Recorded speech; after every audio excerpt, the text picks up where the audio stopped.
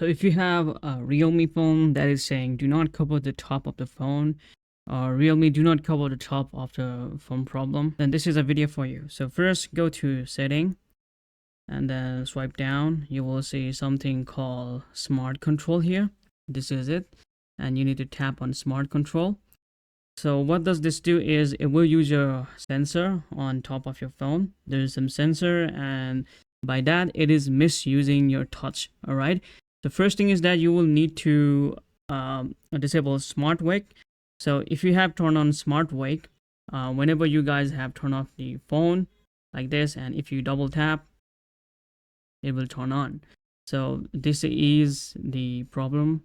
So to disable this, you need to turn off the smart wake, and also now go to pocket mode, and this is the main culprit here that you're getting that issue. So to prevent that issue, you need to first disable or toggle off this button, or you can simply turn off the pocket mode itself.